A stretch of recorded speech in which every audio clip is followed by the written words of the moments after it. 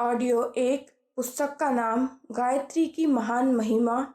लेखक पंडित श्री राम शर्मा आचार्य जी। गायत्री की महत्ता। महापुरुषों द्वारा गायत्री महिमा का गान। हिंदू धर्म में अनेक मान्यताएं प्रचलित है। विविध सिद्धांतों के संबंध में परस्पर विरोधी मतभेद भी हैं, पर गायत्री मंत्र की महिमा एक ऐसा तत्व है जिसे सभी शास्त्रों ने, सभी संप्रदायों ने, सभी ऋषियों ने एक स्वर में स्वीकार किया है। अथर्ववेद 1971-1 में गायत्री की स्तुति की गई है, जिसमें उसे आयु, प्राण, शक्ति, कीर्ति, धन और ब्रह्म तेज प्रदान करने वाली कहा गया है। विश्वामित्र का कथन है, गायत्री के समान चारों वेदों में कोई मंत्र नहीं है। संपूर्ण वेद, यज्ञ, दान, तप गायत्री मंत्र की एक कला के समान भी नहीं है। भगवान मनु का कथन है, ब्रह्मा जी ने तीनों वेदों का सार 3 चरण वाला गायत्री मंत्र निकाला है। गायत्री से बढ़कर पवित्र करने वाला और कोई मंत्र नहीं है। जो मनुष्य नियमित रूप से 3 वर्ष तक गायत्री का जप करता है, वह ईश्वर को प्राप्त करता है। जो द्विज दोनों संध्याओं में गायत्री जपता है, वह वेद पढ़ने के फल को प्राप्त करता है। अन्य कोई साधना करें या न करें, केवल गायत्री जप से ही सिद्धि पा सकता है। नित्य 1000 जप करने वाला पापों से वैसे ही छूट जाता है जैसे केंचुली से सर्प छूट जाता है।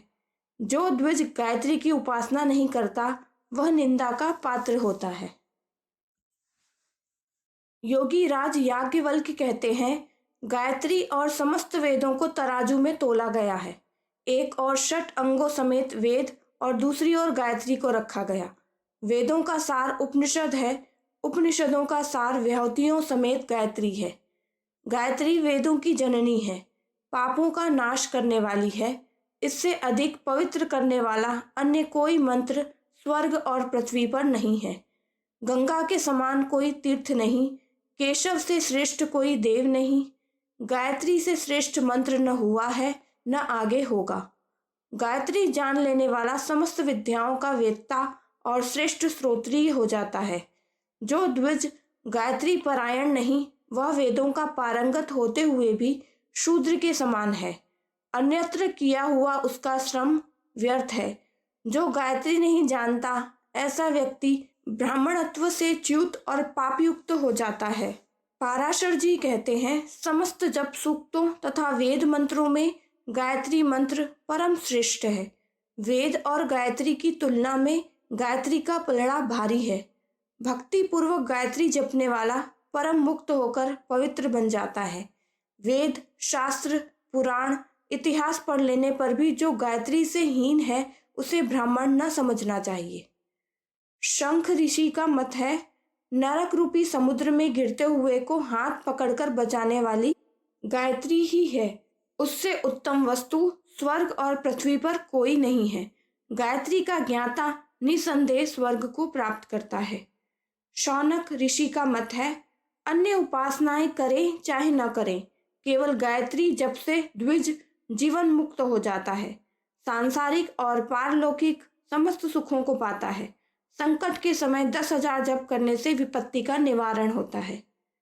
अत्रि ऋषि कहते हैं, गायत्री आत्मा का परम शोधन करने वाली है। उसके प्रभाव से कठिन दोष और दुर्गुणों का परिमार्जन हो जाता है। जो मनुष्य गायत्री तत्व को भली प्रकार समझ लेता है, उसके लिए संसार में कोई सुख शेष नहीं रह जाता। महर्षि व्यास जी कहते हैं, जिस प्रकार पुष्पों का सार शहद है, दूध का सार घृत है, उसी प्रकार समस्त वेदों का सार गायत्री है। सिद्ध की हुई गायत्री कामधेनु के समान है। गंगा शरीर के पापों को निर्मल करती है। गायत्री रूपी ब्रह्म गंगा से आत्मा पवित्र होती है। जो गायत्री को छोड़कर अन्य उपासनाएं करता है, वह पकवान को छोड़कर भिक्षा मांगने वाले के समान मूर्ख है।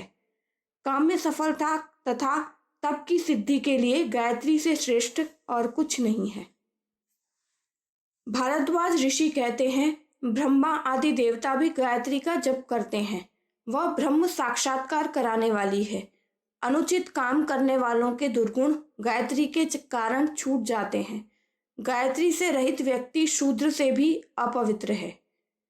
चरक ऋषि कहते हैं, जो ब्रह्मचर्य पूर्वक गायत्री की उपासना करता है और आंवले के ताजे फलों का सेवन करता है, वह दीर्घजीवी होता है। नारद जी की उक्ति है, गायत्री भक्ति का ही रूप है। जहाँ भक्ति रूपा गायत्री है, वहाँ श्री नारायण जी का निवास होने में कोई संदेह नहीं करना चाहिए। वशिष्ठ जी का मत है, मंदगति, कुमार्गगामी और अस्थिर मति भी गायत्री के प्रभाव से उच्च पद को प्राप्त करते हैं, फिर सद्गति होना निश्चित है। जो पवित्रता और स्थिरता पूर्वक गायत्री की उपासना करते हैं, वे आत्मलाभ करते हैं। गौतम ऋषि का मत है कि योग का मूल आधार गायत्री है। गायत्री से ही संपूर्ण योगों की साधना होती है। महर्षि उद्दालक कहते हैं, गायत्री में परमात्मा का प्रचंड तेज भरा हुआ है। जो इस तेज को धारण करता है, उसका वैभव अतुलनीय हो जाता है। देवगुरु बृहस्पति जी का मत है, देवत्व और अमृतत्व की आदि जननी गायत्री है। इसे प्राप्त करने के पश्चात और कुछ प्राप्त करना शेष नहीं रह जाता। श्रृंगी ऋषि की उक्ति है, ज्ञान विज्ञान का आदि स्रोत गायत्री है। जो इसमें है, उससे अधिक संसार में और कुछ नहीं है। उपरोक्त अभिमतों से मिलते जुलते अभिमत प्रायः सभी ऋषियों के हैं। इससे स्पष्ट है कि कोई भी ऋषि अन्य विषयों में चाहे आपस का मतभेद रखते हों, पर गायत्री के बारे में उन सब में समान श्रद्धा रहती थी और वे सभी उपासना में उसका प्रथम स्थान रखते थे। शास्त्रों में, धर्म ग्रंथों में, स्मृतियों में, पुराणों में गायत्री की महिमा तथा साधना पर प्रकाश डालने वाले सहस्त्रों श्लोक भरे पड़े हैं। इन सब का संग्रह किया जाए तो एक बड़ा भारी गायत्री पुराण ही बन सकता है।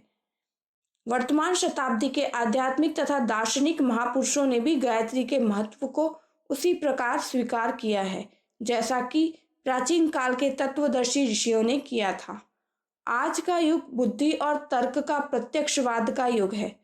इस शताब्दी के प्रभावशाली गण्यमान्य व्यक्तियों की विचारधारा केवल धर्म ग्रंथों या परंपराओं पर आधारित नहीं रही।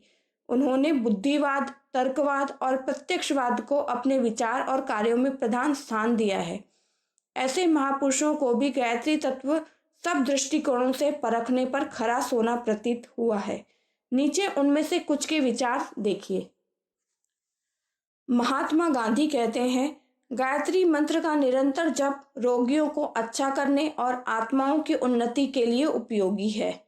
गायत्री का स्थिर चित्त और शांत हृदय से किया हुआ जप आपत्ति काल के संकटों को दूर करने का प्रभाव रखता है। लोकमान्य तिलक कहते हैं, जिस बहुमुखी दासता के बंधनों में भारतीय प्रजा जकड़ी हुई है, उसका अंत राजनैतिक संघर्ष करने मात्र से न हो जाएगा। उसके लिए आत्मा के अंदर प्रकाश उत्पन्न होना चाहिए, जिससे सत्य और असत का विवेक हो, कुमार्ग को छोड़कर श्रेष्ठ मार्ग पर चलने की प्रेरणा मिले। गायत्री मंत्र में यही भावना विद्यमान है। महामना मदन मोहन मालवीय जी ने कहा था, ऋषियों ने जो अमूल्य रत्न हमें दिए हैं, उनमें से एक अनुपम रत्न गायत्री से बुद्धि पवित्र होती है। ईश्वर का प्रकाश आत्मा में आता है। इस प्रकार से असंख्य आत्माओं को भवबंधन से त्राण मिलता है। गायत्री में ईश्वर परायणता में श्रद्धा उत्पन्न करने की शक्ति है, साथ ही वह भौतिक अभावों को दूर करती है।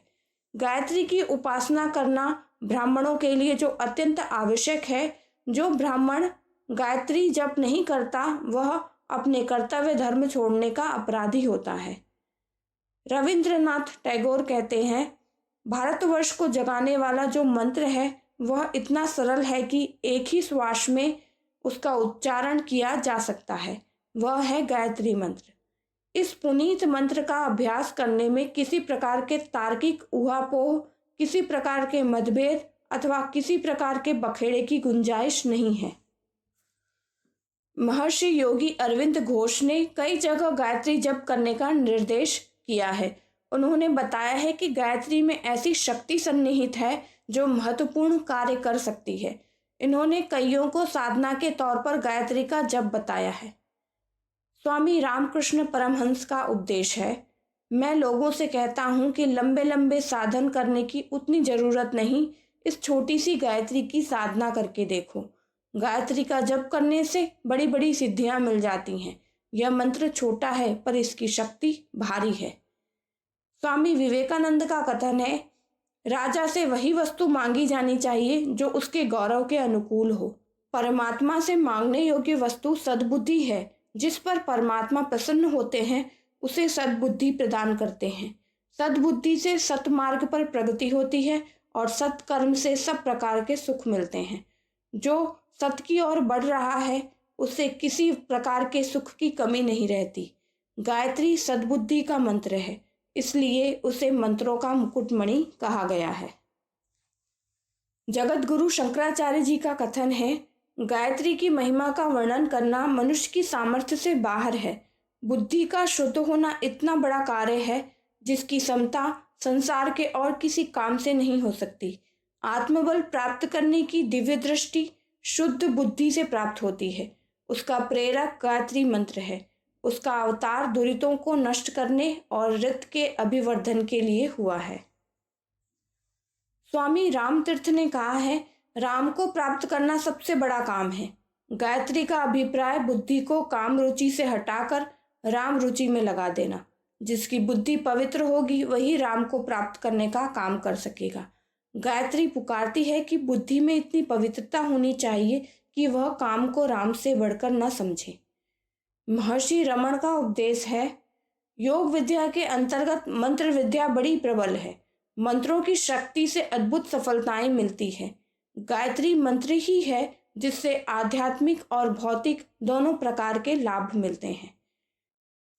स्वामी शिवानंद जी कहते हैं, ब्रह्म मुहूर्त में गायत्री का जप करने से चित्त शुद्ध होता है और हृदय में निर्मलता आती है। शरीर निरोग रहता है, स्वभाव में नम्रता आती है। बुद्धि सूक्ष्म होने से दूरदर्शिता बढ़ती है और स्मरण शक्ति का विकास होता है। कठिन प्रसंगों में गायत्री द्वारा दैवी सहायता मिलती है, उसके द्वारा आत्मदर्शन हो सकता है। काली कमली वाले बाबा विशुद्धानंद जी कहते थे, गायत्री ने बहुतों को सुमार्ग पर लगाया है। कुमार्गगामी मनुष्य की पहले तो गायत्री की ओर रुचि ही नहीं होती। यदि ईश्वर कृपा से हो भी जाए तो वह कुमार्गगामी नहीं रहता। गायत्री जिसके हृदय में वास करती है उसका मन ईश्वर की ओर जाता है। विषय विकारों की व्यर्थता उसे भली प्रकार अनुभव होने लगती है। कई महात्मा गायत्री का जप करके परम सिद्ध हुए हैं। परमात्मा की शक्ति ही गायत्री है। जो गायत्री के निकट जाता है वह शुद्ध होकर रहता है। आत्मकल्याण के लिए मन की शुद्धि आवश्यक है। मन की शुद्धि के लिए गायत्री मंत्र अद्भुत है। ईश्वर प्राप्ति के लिए गायत्री जप को प्रथम सीढ़ी समझना चाहिए। दक्षिण भारत के प्रसिद्ध आत्मज्ञानी टी सुब्बा राव कहते हैं, सविता नारायण की देवी प्रकृति को सावित्री कहते हैं। आदि शक्ति होने के कारण इसको गायत्री कहते हैं। गीता में इसका वर्णन आदित्य वर्ण कहकर किया गया है। गायत्री की उपासना करना योग का सबसे प्रथम अंग है। श्री स्वामी करपात्री जी का कथन है, जो गायत्री के अधिकारी हैं उन्हें नित्य नियमित रूप से उसका जप करना चाहिए। द्विजों के लिए गायत्री का जप एक अत्यंत आवश्यक धर्म कृत्य है। गीता धर्म के व्याख्याता श्री स्वामी विद्यानंद जी कहते हैं, गायत्री बुद्धि को पवित्र करती है। बुद्धि की पवित्रता से बढ़कर जीवन में और दूसरा लाभ नहीं है। इसलिए गायत्री एक बहुत बड़े लाभ की जननी है। सर राधाकृष्णन कहते हैं, यदि हम इस सार्वभौमिक प्रार्थना गायत्री पर विचार करें तो हमें मालूम होगा कि यह हमें वास्तव में कितना ठोस लाभ देती है। गायत्री हमें फिर से जीवन का स्रोत उत्पन्न करने वाली आकुल प्रार्थना है। प्रसिद्ध आर्य समाजी महात्मा सर्वदानंद जी का कथन है, गायत्री मंत्र द्वारा प्रभु का पूजन सदा से आर्यों की रीति रही है। ऋषि दयानंद ने भी उसी शैली का अनुसरण करके संख्या का विधान तथा वेदों के स्वाध्याय का प्रयत्न करना बताया है। ऐसा करने से अंतःकरण की शुद्धि तथा बुद्धि निर्मल होकर मनुष्य का जीवन अपने तथा दूसरों के लिए हितकर हो जाता है। जितना भी इस शुभ कर्म में श्रद्धा और विश्वास हो, उतना ही अविद्या आदि क्लेशों का ह्रास होता है। जो जिज्ञासु गायत्री मंत्र को प्रेम और नियम पूर्वक उच्चारण करते हैं, उनके लिए वह संसार सागर में तरने की नाव और आत्म प्राप्ति की सड़क है। आर्य समाज के जन्मदाता श्री स्वामी दयानंद जी सरस्वती गायत्री के श्रद्धालु उपासक थे। ग्वालियर के राजा साहब से स्वामी जी ने कहा था कि भगवान सप्ताह की अपेक्षा गायत्री पुरस्चरण अधिक श्रेष्ठ है। जयपुर के सच्चिदानंद, हीरालाल रावत, गोड़ल सिंह आदि को गायत्री जप की विधि सिखाई थी। मुल्तान में उपदेश के समय स्वामी जी ने गायत्री मंत्र का उच्चारण किया और कहा कि यह मंत्र सबसे श्रेष्ठ है। चारों वेदों का मूल यही गुरु मंत्र है। आदिकाल में सभी ऋषि मुनि इसी का जप किया करते थे। स्वामी जी ने कई स्थानों पर विशाल गायत्री अनुष्ठानों का आयोजन कराया था, जिसमें 40 तक की संख्या में विद्वान ब्राह्मण बुलाए गए। यह जप 15 दिन तक चले थे। इस प्रकार वर्तमान शताब्दी के अनेकों गणमान्य बुद्धिवादी महापुरुषों के अभिमत हमारे पास संग्रहित हैं। उन पर विचार करने से इस निष्कर्ष पर पहुंचना पड़ता है कि गायत्री उपासना कोई अंधविश्वास जन्य परंपरा नहीं है, वरन उसके पीछे आत्मोन्नति करने वाले ठोस तत्वों का बल है। इस महान शक्ति को अपनाने का जिसने भी प्रयत्न किया है, उसे लाभ ही मिला है। गायत्री साधना कभी भी निष्फल नहीं जाती। गायत्री भूलोक की कामधेनु है। यह आत्मा की समस्त क्षुधा पिपासाओं को शांत करती है। भवबंधनों के जन्म मृत्यु के चक्र से छुड़ाने की सामर्थ्य के परिपूर्ण होने के कारण उसे अमृत भी कहते हैं। गायत्री को स्पर्श करने वाला कुछ से कुछ हो जाता है, इसीलिए उसे पारसमणि भी कहा गया है। चाहे कोई गृहस्थ हो या विरक्त, गायत्री उपासना सबके लिए समान रूप से लाभदायक है। गायत्री उपासना प्रत्येक बीज का अनिवार्य धार्मिक कृत्य है। उसकी उपेक्षा करना अपने परम पुनीत धार्मिक कर्तव्य से च्युत होना है। अभाव, कष्ट, विपत्ति, चिंता एवं निराशा की घड़ियों में गायत्री का आश्रय लेने से तुरंत शांति मिलती है। माता की कृपा प्राप्त होने से पर्वत के समान दिखने वाला संकट राई के समान हल्का हो जाता है और अंधकार में भी आशा की किरणें प्रकाशवान होती है। गायत्री को सर्वशक्तिमान, सर्व सिद्धिदायिनी और सर्व कष्ट विनाशिनी कहा गया है।